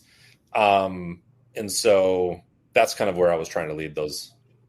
Get out in nature, get those kids out there. I guess is your mission in doing this and being a father and having children yourself, like, do you see going out with your kids and teaching them like a level of acceptance? Or, I mean, you tie a really unique part of this in there. So I think that's like really important. I mean, this was before I ever thought that I was going to be having children. But I think it was a case where when I am out there with them, that being outside is super important. And it's so important to be on the grass without shoes and to feel the wind blowing in your hair or lack thereof. I mean, it's very, and I kind of go back to, again, like, yeah, as much as I like dog on the fact that we live on Earth, it is our home. And, you know, like, try to appreciate it. At this moment in time, I will accept it. Like, yeah, at this moment in time, we only have one home, right? And when we're talking about others and other humans having experiences and trying to make it better and better for generations to come, it's all of that. It all kind of wraps up into that. And so I definitely want to make sure that that message is there for my kids, for anyone else who has younger people in their life. That's kind of who I was wanting the audience to be. And even if you don't, still a good read. I mean, yeah, it's a children's book, but pay it forward. It was out there to make people think a little bit. Were you able to, like, I guess, keep it lighthearted for kids and then, like, still tell the lore of the original lore of Bigfoot, I guess, or whatever lore goes along with Bigfoot? As much as Sasquatch having really big feet, really big hands, creature of little words. Yeah. I didn't get too into any scientific, or data-driven content. I am working on a young adults book, which will have more of that, and even more of a message where I think is where I'm coming from, which in fact is like, what is the message? What is a sighting supposed to mean? What is gifting supposed to mean? Like, what is that portal supposed to mean? That to me is where I'm wanting to go with this next book. But it's lighthearted enough to answer your question, Rob, for sure. When was your first awesome Bigfoot experience? Like, how many have you encountered? Is well, and I want to answer someone's question to your question there too. Coley, was like eye shine. Like, I think I've probably seen eye shine on half, if not 75% of the trips that I've been on. My eye shine that I've seen has always been like a reddish, ambery kind of eye shine. There are others out there who have seen more of like a green. A blue I've not heard of or seen, but it doesn't mean it's not out there. So never seen one. So putting that out there, never had a Class A sighting. So I've never seen one. But Class B, hearing one, hearing footsteps, hearing again what I'm calling raspberries 30 feet up, like a ponderosa pine type of tree, out near Mount Hood, and not being able to put any type of eyes on this thing because it's just so far up in the tree, and just never could lay eyes on it. But those have been the more recent ones, or like the more important ones to me in my mind. I've also had rocks thrown at me where it was super high in the treetops. We've had rock clacking or wood clacking together that we couldn't explain. So there's definitely something to be said about something going on in the woods, which is kind of where my heart is drawn to is this mystery there. Wow. So do you think it's like a warning, like a shot's fired, like, hey, back up? Or the growling was a backup. The tree getting knocked down was like, this is the last straw. Otherwise, like, it could be you. But the fact that it walked away, didn't run away, walked away, was like, it almost again had the awareness that it could hurt us, but didn't want to, right? Because if it hurts one of us, the theory goes, the reason why they typically don't attack is because it's been witnessed perhaps by them that if they attack one human, you're going to have 10. And if you attack those 10, you're going to now have 50. It's just this kind of algorithm that they've figured out of like, you can't touch like the hairless beings because more will follow. But not so concerned about that. I mean, I will put it this way, just like the ghost side of things, that's kind of where, to me, I didn't know what I was messing with. And there are certain times where I have a gut check, especially now with a family, where it does give me great pause to go out there in the forest and acknowledge the fact that, like, I got to come home. I got to be not just like physically safe, but I have to be mentally safe. And if anything, I probably am more concerned about my mental capacity to acknowledge that these exist, and that, like, why aren't we either protecting them, or why isn't society talking about them more? I would liken that type of concern to those who would probably have more of that alien experience, where I feel for those who have had that experience. I don't even know what to tell you other than, like, are you okay? Because that's got to be a bit rough. How do you even digest that? Yeah, great question. Yeah, it's a lot. I mean, that really is. So when you're, I guess, there's a really good question I saw before too. Real quick, somebody asked, is any Bigfoot sightings in Arkansas that you know of? Okay. Yes. Not that I'm aware of, but there literally have been sightings in every state. I mean, go to the bfro.net. You can certainly find many maps. Again, the the Bigfoot mapping project is another one. I'm working with a colleague on potentially doing our own mapping project, one that is more specific and more correlates again to the food resource, the water source, shelters, things like that. But I'm literally every state has had an experience or has had these, besides Hawaii, and I want to say Rhode Island is the other one. But even I think Finding Bigfoot might have even had some of them that were in Rhode Island. But Hawaii is like the only state that has not had a Bigfoot, documented experience. I just read that too. That's interesting. That's really interesting. There's different things there. They don't like volcanoes. Is it just, they don't like the temperature? What do you think it's all about? I think that's too removed from when the land masses were together. Those just happen to be, and I can't tell you, Coley, when Hawaii was a thing, but like, if they're a part of the landmass or not. But there are other smaller beings in Hawaii, is from some of the research that I have seen.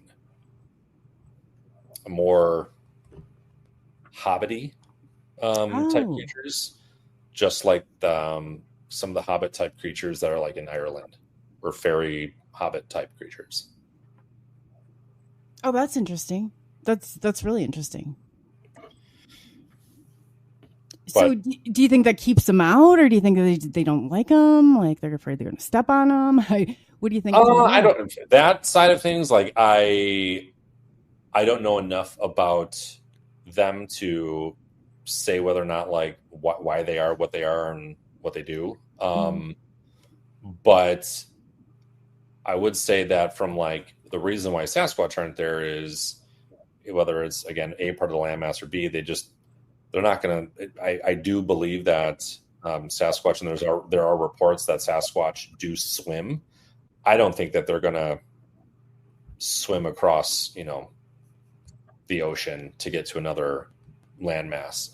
I think that they have the materials and resources that they need where they are. So that kind of backs up what Daryl was telling us, Daryl Linton, the Tennessee Bigfoot guy, is that he, some of this is like, he thinks that they're not necessarily traveling interdimensionally, because the waterway wouldn't be a huge stretch for them. But it kind of makes sense of what you're saying. Well, but I guess that's where, I don't know enough per se about the portal or how they would, frankly, why wouldn't they go to Hawaii? I hear it's gorgeous. Like, why, like, why? Weather's great. Yeah. Right. So, they happen to be in the certain areas, again, perhaps even Arkansas, where they're getting the resources that they need. And whether or not they're staying here or whether or not they're dipping back through the portal. But yeah, there's not been any type of a report of anything over, I think, like 4 feet tall of an unknown type of bipedal creature there. Wow. Yeah, it really is. It's really fascinating and interesting. How many, I guess before I go into my questioning here, I was going to ask too we had somebody in the chat and they want to know how they acquire Sasquatch technology. I see like, does that mean the technology that a Sasquatch has, or well, I can answer both. If it's Sasquatch technology of like trying to find one or see one, audio recording, get yourself some, dual microphone, do some XY type of formatting with your microphones to get some audio recording. Definitely some type of night vision. And candidly, you could do the wood knocks thing. You could also simply just whistle. To experience one, I would say like your night vision is possibly going to be your best bet if you're going at night. Now, I do not think, especially as the 67 Roger Patterson, Bob Gimlin footage would show, is that you don't need to go hiking in the woods at night. You don't need to necessarily like break your neck off a cliff to go hiking at night. You can actually have a day sighting. Candidly, that's preferable, right? You want to see this thing with your eyes. And so at the end of the day, I would say that those two would kind of be your best bet. Otherwise, get yourself some good food, something that grills well, perhaps some meat, play some music, and they'll come to you. That's what I would say. As far as a Sasquatch technology, I mean, the whole cloaking bit, which I think is a possibility, that to me is, I mean, there's enough camo gear out there, military gear, I think that's trying to get that way. That's about all I would know as far as that. Other than that, you're talking, you need some machinery to provide some of the strength that they have showed in many different reports, breaking trees, putting trees upside down into the ground. So it kind of depends on what type of technology this person's talking about or asking for, but that's kind of what I would say about that. Yeah, they had a follow-up question too. Let me pull this up here real quick. Have you, sorry, I guess this question is for you. Have you used Ouija boards or sightings or paranormal activities? Like we tried. We did try, interesting question, because we did try in the forest where we even had tarot cards, we had a Ouija board. We didn't necessarily, other than it might have moved letters like one time when we went to come back and check on it, but like nothing came of that. It went from T to P. I don't know what that's supposed to tell me. But nothing really came of that. And because there's such more spiritual pull or energy, I think, from those types of, what would you call them? I don't even want to call them like board games, Coley, because I almost call them like request tools, because you're literally trying to request something from a spirit to interact with you. Right. So it's not just a game, right? And then as far as some of the tarot card stuff that we laid out, what we should have probably done was video camera these cards and see if it was the wind just flipping them around. They did kind of change, but like it wasn't, again, to decipher any type of change, as a message, it's almost near impossible. Oh gosh, I've had a couple, and you have to really trust the person you're doing it with, and kind of like, you know, that background. But yeah, my grandma used to have one of those Ouija boards that were all wooden and had the glass, and like, yeah, she said that she got rid of it. She's like, the table levitated. She's like, I'm not, you know. I always had that like fascination. Wood? Yeah. Yeah. Oh yeah. The wood material trapping. Yeah, I'll go there. Yeah. So, right. Did you ever experience anything then with that? Well, my grandmother swears by it, and I believe her. Like she's so much like me, but she said the table levitated, and that's when she took the glass out of the pendulum and like out of the pantry, excuse me, and the whole thing. But we were so fascinated as by kids. But I remember that we were once in her house, and all of a sudden we heard a bang, and all of her kitchen cabinets opened.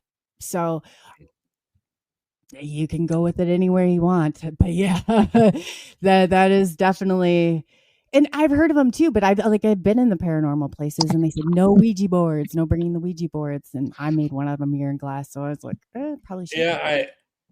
I mean, out in the forest, I think you're probably okay. However, I would say this, you know, depending upon where you are in the forest, there are certainly groups out there who are practicing whatever they practice, and just be mindful of that. I think would be I would be more so concerned about others in the forest. For example, I didn't know that they existed, but apparently as I'm out there camping in Mount Hood, my buddy goes, "Ever hear of the cat people?" I'm like, "Oh God, the what?" And so cat people. I don't quite know what that is. Maybe someone. They're Lyrans. In like Alien lore, they would be Lyrans. You know? Okay. Oh, okay. Thank you, Rob. Because like the cat lady or something. Yeah. Okay, that makes sense. Yeah, cat people. You know, in the hills, mountains. I'm like, okay, well, no, thank you. But then certain groups out there who are doing other things, and like, I don't know, anytime I would say it this way, like, and because I'm aware of that side of things, like anytime you're messing with energy, just make sure it's love and light and all good things, because the last thing you would want is to, you know, potentially get a really pissed off Sasquatch who's angry and more perhaps demonic than any other Sasquatch you would want to encounter in the woods. Like, you don't want that. Yeah, imagine having to tell that story to somebody. I'm sure it's out there. Right? Oh man.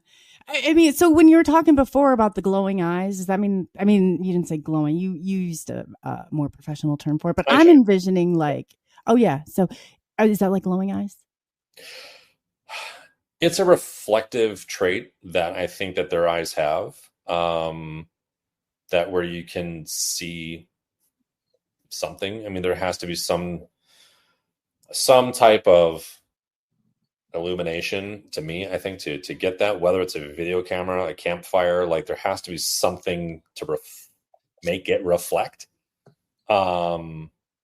So I have seen more of the red amber side of things, but I couldn't tell you why that is. And I, you know, the fact when we're talking about being related to humans, like we have that to some degree, depending upon the light source that it is, right? Like if you take, you know, back in the 90s, everyone's eyes were red. So, you know, right. like maybe that has something to do with it, but like, yeah, it's interesting, but you know, some have seen green. I don't know if that means a different species. I don't know if that means different, I don't know, hormones or energy is coming off the eye to create a different color. But I would be more concerned if those eyes actually made a light. Oh, okay. That to me would be more concerning, other than just some type of reflection. Yeah. I mean, I don't know, that the glowing eyes, I that might spook me a bit. That might spook me. Yeah. And that's kind of, I mean, I don't know, depending. There's also perhaps some theories out there where the eyes are the orbs, and the orbs the eyes, and that's what's causing, you know, you to think that you're seeing an orb, but really it's like the creature's eyes. And so It's all possible, but these were really distinct. Like, and the ones that I saw was kind of like if your fingertip had a light on it, a red light. You know how you put a flashlight to your fingertip, and it's kind of like that white reddish. And this was just kind of going kind of back and forth behind a tree, and like so much so that you didn't know if your eyes were playing tricks on you or if you're actually seeing it. So as you're trying to blink and like clear your vision, you're seeing like this, you know, these little red dots kind of peek through and like disappear and stop. And it's like, okay.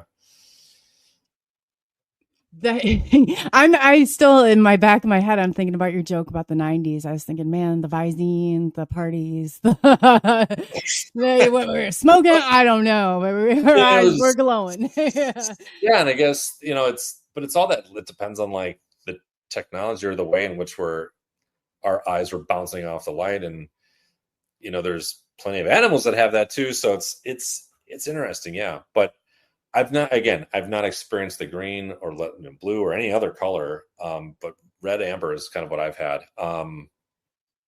Yeah, it's nuts to think that technology has come so far. Speaking of like the 90s and the technology, right? We have drones now, which is helpful. We have pheromones, and there's been ideas where, let's put some like ape pheromone on a chip. We'll fly that on a drone, and we'll just kind of coat the area with like this ape pheromone, which stinks to high hell from what I'm hearing, what I've heard. But apparently that has been a technique but we're just not quite there with the technology to fool these things. There was another one where the only time someone actually caught another footage of a Sasquatch was zoomed in way into a specific spot with like a light in the canister that was also, infrared or hidden, right? But that was way up a hill in a cabin through like an open window in a shoebox, like to hide all the light you could possibly hide from this thing. But they're certainly perhaps seeing something that we're not. They're way more cautious of any light. They're not going to like light. So if you're to go back to that technology question, they hate light. It's like a gremlin. That's what I would say is try to be as low key with your technology actually as possible. That's how you're going to experience one. Actually have no technology at all, you're going to probably have a better chance of seeing one. Do you think it's like frequency, or do you think what do you think that's all about? So we have to cover Rob in pheromones and a taco shop. Okay. Yeah. Take notes. They might like you, Chloe, because you're a woman. So the Bigfoot might be attracted to you. That's right. Women in particular, children in particular, super interested in. What was your question again? You had a really good point. You said it about frequency. Yes, thank you. Do you think humans have a frequency? A natural? I think we do for sure. I think we have we have like a toroidal field. We have energy. We have like a we can emit frequency. Yeah, it seems like it. Mm-hmm. And we're affected by it, greatly affected by it. I agree with Rob. I mean, I think the same way that some animals or cats, dogs approach humans is probably the same way that a Sasquatch would approach a human. I can tell that you're like a good shit. I don't even know if it's a good person. A frequency that I'm interested in versus a frequency that I want to stay away from. Like their aura, they can read their aura. They can read their biofield, their energy. Yeah, that's right. I don't put it past. Like again, I don't know because we can't study these creatures yet. So I think it's possible. There's definitely a way of acknowledging that those who don't have other mechanical batteries, and even in the paranormal, right? Because the paranormal or the ghost will take the power right out of those things. I think it's a case of they definitely sense it. I tend to also think that so for me, honestly, I dig animals. That's cool. I don't necessarily like want your dog sitting next to me or your cat rubbing up against my leg. I'll just say it. That's fine, I think. But for whatever reason, 10 out of 10 times, I will have a dog jump on my lap. I will have that cat swirling around my ankles, and I don't want it, but they're there, and it's a very interesting dynamic that I feel like I have with those animals, like any animal, where it just kind of comes up to me. So it's almost like perhaps the more you don't want to see a Sasquatch would be like, "Ooh, you don't want to see me, so then let me show myself to you." Just talking out loud at this point. Yeah. Are they oppositional? What do you mean? Well, you were telling me not to look before, and I was like, "Oh God, I want to look." It's like I feel like sometimes the animals, you push them, and they're like, "No," right on it. I don't know. Yeah. Sorry, Rob. What were you going to say? Yeah, Rob. Oh no, that I was just agreeing with you guys. That's interesting though. It is. Yeah, I don't know if we'll ever see. I'd like to go Bigfooting myself, and there's supposedly here in Pennsylvania, there's huge sightings of them. They're supposedly going back to Stan Gordon. He reports a lot of people seeing them. There's a place here in Pennsylvania. It's pretty big in paranormal. It's called the Chestnut Ridge, and supposedly on the Chestnut Ridge, there's Thunderbirds, Bigfoot, Dogmen, UFO activity. It's like a paranormal hotspot, It's right near me too. It's somewhat near my the county I live in. Yeah. And I think that's actually, what was it called? There was an invasion on Chestnut Ridge, which was that's the documentary. Yeah, it's interesting. Yeah. So that was pretty big. In that, I think that really goes into more of the Sasquatch correlation with aliens in that one, right, Rob? Yeah, they definitely do. Yeah, they seem to. It seems like a lot of people draw that correlation, but I think it's just because they're so unknown and they're so elusive. They're like aliens in the way that they're so unknown and so elusive that nobody can get a good read on them or how to interact with them. Yeah. So it's kind of interesting. So the one book that I will call out is by Ivan Sanderson. So this actually is Abominable Snowman, Legend Comes to Life. It does a really good job of offering an in-depth exploration of the Yeti and similar Sasquatch, Bigfoot type cryptids around the world. So what they do is what he does is actually through really detailed narratives and analysis, he really tries to bridge the gap between myth and reality and arguing the possibility of their existence with cultural impact. And what I'm trying to get at here is the fact that it was only the 1900s where we had only first discovered the gorilla. And to hear from some reports of what the natives thought of a gorilla and the fact that it's elusive, but it had its man-like features, all of those things.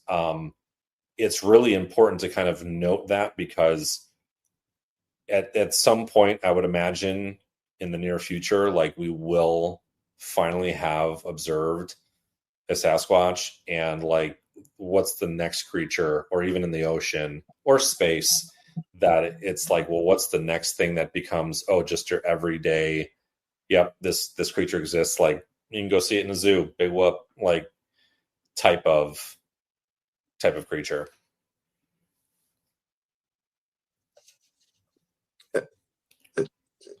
Maybe it's just a matter of us becoming more familiar with them, and doing more research, Yeah. Cool. I think you were on mute. Sorry about that. I didn't realize that. No, I was listening to Rob. Now I kind of forgot what I was going to say. Go ahead, Rob. I'm gonna think about what I was going to say, because you made a good point. So, and you're featured in a documentary as well, right? Kevin? Possibly. I've done so many of these at this point where I don't know what my content is used on these days. We love you, Kev. We do. Welcome to the community. It's just, yeah, true. But what was your question there, Rob?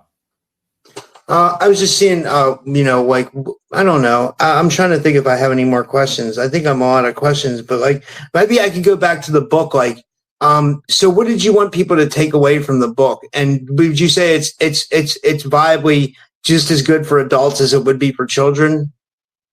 Absolutely. I would put it this way. Like, I think the whole topic, I think the whole exploration of everything, all of our conversation tonight is about exploration and opening yourself up to the idea that there's things that we don't know, things that are in front of us that we don't acknowledge, right? Whether it's aliens, Sasquatch, something else, energy, it's all here for our understanding and for us to experience. So whether that's by way of a children's book, which is what I was trying to kind of crack the door open for children to understand, that there's just, don't ever think that you need to put yourself in a box, or that, if you don't meet your goals of trying to do something and you're trying to find that white fox, that because you didn't find it, that means that it's the end, and like, you failed. That it just means that there's other messages that you need to understand, perhaps before you actually see that white fox. I think that is literally the intention of our existence, is to try to learn and understand and grow. I think that that's huge. And whether that's from a children's story, or whether that's from an experience that you see of Sasquatch, whether that's an experience that you see of aliens, or you tie the two together, and whether or not you're seeing a Sasquatch come out of a spaceship handcuffed to a briefcase, it's all for you to interpret, and it's all for you to acknowledge. And I think that perhaps from my own type of lessons, what I'm gathering, even from what I'm getting from all these stories and all the information that I try to absorb on this topic, is try not to break, try not to go down the rabbit hole, and maintain your sanity, because there's a lot of people who are going to not believe you. There's going to be a lot of trolls out there who are going to try to belittle you and bully you. And like, as much as that is the lesson when we were children, like, it's still true as we're adults. Like, we've not evolved enough to not do that to one another. That's a good point. That's a real good point. There's just there's so much to learn from, I think, the topics that we love, and showing the strength in getting on podcasts. And you have such an amazing audience, and such a huge audience, where like, those are the people who I would imagine love that message. So hopefully they do. Yeah, no, I have to give you guys credit, because in the Bigfoot community, you guys are more about like unity and about people. I mean, I've noticed from the thing, I'm just seeing it. So it's really setting like a lot of good examples for the rest of us. Definitely. It can get a little dicey. Well, I'm good to hear, because then I was really feeling bad. I mean, we're not all, as I always kind of say, like, we're not all kumbaya. It's not all love and peace and like, let's share tips. There are certainly those out there who will not share where they're looking, not share their methods, who potentially even take advantage of others just to get ahead in this Bigfoot community. It's like anything else as being human. But I look at it in a certain way to have it be more welcoming. And the more people share their stories, the more people share their methods, experiences, whether that be alien, ghost, or Sasquatch, like, we're all going to move forward in understanding. And like, if that's not what this is about, well, then That was probably the biggest mystery, if that's not what this is about. Right. Yeah, no, that's so true too. And for all the people, I guess I would love to invite you back, Kev, for a part 2. If Sure, you that'd be be interested. Yeah. And Kev is a Midwesterner, okay? If you didn't catch this before, he's in Wisconsin and I'm in Iowa. So yeah, Kev and I are like.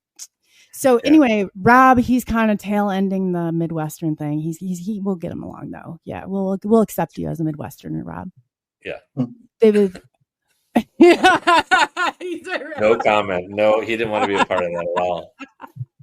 He knows I'm consider myself more East Coast, but I mean, I get it's like a mix. It's like East Coast, Midwest. I'm good with either. No, we love you, Rob. I was just only joking with you. I was seeing if you're listening. No, but this is great. Like, this is the conversation you're opening up, and people they need to have this. This is something that is really important to people. I think that especially, they're out there, they're feeling isolated, they're not a part of this. People are like, oh, that's crazy. What are you thinking? It's just like so important to connect. Yeah. There's more of us out there than there are of them. Like, whether or not, you acknowledge yourself as a Bigfoot Sasquatch nerd like I do, everyone, I think, is having these thoughts. And they're trying to find that community and place to go to and, like, try to make it entertaining, share some stories. It's like a campfire. It's a virtual campfire was what we're doing. That's awesome. And so do you go out on hunts if people are, I guess you shouldn't say hunts with Bigfoot and guns, but do you go out looking? Yeah, there's certainly times where I don't know the people. And of course, like, you hear the stories and you hear the manner, you see the mannerism. Like, you kind of pick those who are like, oh, okay, I want someone who's a little bit more down to earth. I want to make you a part of my, like, search group. And again, it's no different than when we're up in Duluth and it's like, okay, someone already has a pendulum out. Like, okay, well, now I know where they're headed, and it's like, but that could be a good thing, It doesn't. It's whoever you get connected to. And speaking of energy, Rob, and vibrations and all that, like, I think we as humans even sense that, and like, you are drawn to people who have potentially similar vibrations or ones that you're attracted to, and like, you want to go ghost hunting with them or Bigfoot hunting with them. And if you all of a sudden find out that they're also into, like, 80s horror movies, oh, no kidding, and like, whatever it is, other interests, and now you're hanging out every other weekend or whatever it might be. So it's the way the world works these days. But there's more often than not, there's good people out there. Just be cognizant of those who might want to get ahead and steal all of your methods and all of that. And like, okay, go for it. They are real. Yeah. And they do. Yeah. Or, have the most compelling story of the campfire night. Good on you. It was a great story. Things like that. Let the ego die. Yeah. Right. Oh, man. Well, Kev, thank you so much. And tell people where they can find you. Yeah, I appreciate that. So if you want to see some of the books and Bigfoot memorabilia and T-shirts and art that I'm doing, you can totally follow me or catch me on Instagram, which is PineShadowDesign. You can also look at some of the stuff that I have for sale on PineShadowDesign on Etsy. That's PineShadowDesign. My book, Bigfoot, Billy Finds Bigfoot, is on Amazon. It's also on Hanger One Publishing. I saw a really good deal today as far as how much that book costs now on Amazon, and it's a steal. Sale, yes. Sales. Amazon sales that never happen. So yeah, you can find it there. But that's, for right now, that's as much as I've got going on from a social standpoint. Yeah, and thank you, Polly. She's got, if you guys look right up on the screen right now, you're going to see all of Kev's social media. So, Kev, did you design the shirt you're wearing? I did. Well, and again, this was a frame, but yes, this was I said, you know what? That frame's got to be put on a T-shirt. I don't think I mean, there might be some out there, but I was like, I got to do my own design. I want to put this out there, share the story. And it's just spooky enough to kind of wear it all the time, but not spooky enough to like not wear it all the time either. So yeah, it's cool though. No, I love merch. I love merch. I do. I love it. It's the Bigfoot bug. If for those who know it, or the alien bug, like if you got it, that you start to build this world around you of all sorts of memorabilia, art designs, shirts, like merch. It's just, yeah. But it's putting yourself out there too. That's your design. That's your, it's cool. It really is. It tells you a lot about people. Yeah, appreciate that. Absolutely. So in closing, Rob, is there anything else that we need to corner Kev on before we let him go and invite him back for part 2? No, this was amazing. Thank you, Kevin. This was I really had a fun time talking to you. I really enjoyed this, and I thought it went really well. I really enjoyed this. Thank you. Yes, awesome. Yeah. We'll definitely connect, and we'll get you out there, Rob. If you want to come with me, we can get you out to Wisconsin for sure. That would be cool. That would be really cool. Awesome. Yeah. Totally. And I'll extend the invite as well. You're only a stone's throw away. So I'm coming. I didn't even get the invite on. Yeah, right. That would be awesome. Oh man, that would be a lot of fun. We'll get some video out there, and that'd be great. Yeah, bring a Ouija board. We'll see what happens. Oh yeah, I'll come packing. I always come with ghost hunting equipment. But yes, so Kev, thank you so much again. We really appreciate you coming on, and we'll be in touch with you shortly, and we'll get a part 2. So that's great. And yeah, and Rob and we're going to have some exciting stuff coming up, so stay tuned. And in closing, Rob, is there anything you wanted to leave people with?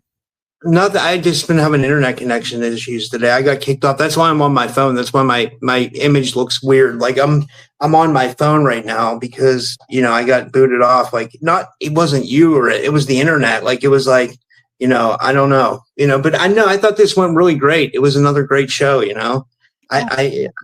we're learning more and more about Bigfoot, but I want to start going out into, I want to start doing like he said, and I want to start going out and like, researching. Oh, that would be awesome too. We should tell him about the East Side Ranch too, because James always talks about the Bigfoot there too. So I'm ready to see one. I really am. I'm ready to see I want to see some UFOs too. I really want to have a UFO sighting. I don't know why I can't see any here, Well, with all the light pollution and things, and I know that the ranch or whatever, James, I've seen nightly, he'll send me things and evidence. So I don't think we should have a problem once we get out there in Washington. That'll be fun. That will be fun. I hope that comes true, and I hope we do plan that out. And like, I think a lot of people in the audience would be down for a trip to East City, and I've been telling my audience I'm going to do something soon anyway. So like, it would be great to do a collab and do something like out there, we should definitely do that. We're going, Rob. It's already said and done. We're going. It's not even we are going. We just don't have all the details yet, but we are going, and we are going to be broadcasting live from there. I promise you, this is going to be exciting. That's huge, and getting people and everybody together, and they can experience all this stuff together, whether you're a skeptic or not, or experiencer or whatever. It's like Rob said, when you go to these conferences, it's like your soul family connecting. You get to connect with other people that are like-minded, and it's an experience. It definitely is. Yeah, that's what it was for me when I went to Florida both years. I felt like I was just like around, like family. It's amazing, So I think it'll be great, and I think we have a good group between my audience and your audience. So I think it'll be good to join the groups, and like I think we'll get there was a little bit of fighting in my chat tonight. I was trying to break it up, but sometimes they just go, Which is okay. The conflict's okay. There would really, luckily there weren't 2 people in the room, but no, that happens. That totally happens in life and with things. And it's like, I just let people hash it out for the most part is what I do. So I don't think you did anything that, that's out of your control. But I absolutely love, I've spent a lot of time. I've kind of been busy the last couple of days, but I love your chat. I love the people in your chat. I love and it's like, the more I get to know them, it's wonderful. And I hope that, we bridge that gap, like you were saying. Yeah, I think we will. I think if we keep doing this, it'll work out. I really do. We just got to keep being consistent. I think consistency is key. Absolutely. And we got for the next, few Fridays coming up. I mean, like we got Fridays like nailed for like the list. I mean, they just keep coming. So I'm really excited on what you're really working on, though, which I don't even want to tell people yet. Or should you want to say? I always got something brewing. That's definitely, you know me too well, Rob. You really do. But we've come together. We've been doing this for quite some time, and behind the scenes we talk a lot. Rob and I are pretty close, whether people know that or not. And we really we got some fun stuff coming. We do. We're bringing it. it. Hell yeah. Right.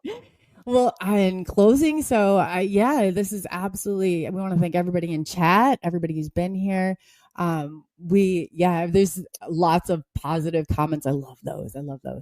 And so, we're, like I said, Rob and I are going to keep nailing away, and we're going to bring it. We are going to bring it. So, just stay tuned and we'll keep you up to date. And thank you again, everybody. So enjoy your weekend, stay safe. And Rob, do you got shows you want to talk about tomorrow or coming up tonight? Yeah, I got a couple. I mean, I'll be on every day. I'm on every day pretty much. I'm on every day for the most part. But I mean, I got some good stuff coming up too. I mean, I don't, we'll see what happens. I don't want to announce it because if I announce it, it'll go bad. I know. Don't jinx it. That's why I'm too. I'm like, oh, we're going. But if I didn't know for sure we were going to the Steady Ranch, I wouldn't say it. But I don't like to jinx things either because that just kind of leaves it open. It's like knock on wood or something. I should, try it. Yeah. But so right. So, and that being said, in our elusive talk, we will when we get it nailed down, we'll bring it to you. So, and with all of that, I want to thank everybody again for taking the journey into the unknown with Coley here on SNX Radio and Rob over there at Typical Skeptic Podcast, and we will be seeing you shortly. So, all right. Good night, everybody. Good night. All right. See you.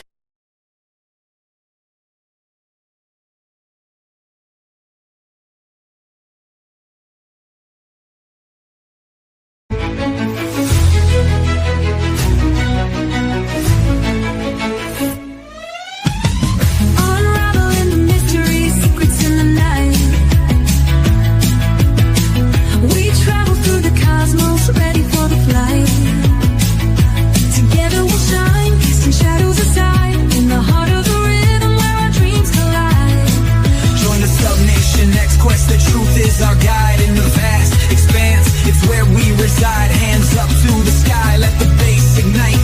Feel the grooves around us, everything's alright. From this combination X quest, the truth is our guide in the vast expanse. It's where we reside. Hands up to the sky, let the bass ignite. Feel the grooves around us, everything's alright. SNX Radio, let the truth ignite. Together we'll shine, bringing shadows to light. In this cosmic dance, we're connecting the dots. Tune into the frequency, let's explore the spots. Heavy bass drops with tight beats. Illuminate the shadows, the echo of our call. On this roller ring will never fall. Feel the energy rising, can you sense the spark? As we dive deeper into the cosmic arc. Stories of the universe, mysteries unfold. In the heart of SNX, where the truth is gold. Every note we play, every line we write, crafting our legacy, shining ever bright.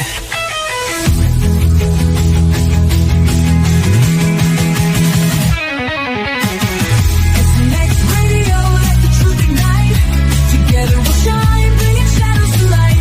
In this cosmic dance, we're connecting the dots. Tune into the frequency, let's explore the spot. Here in the spotlight, we're taking our turn. With the fire in our hearts, let the passion burn. SNX Radio's call, ringing through the air. Together we rise, together we dare. So join us now, let the rhythm flow.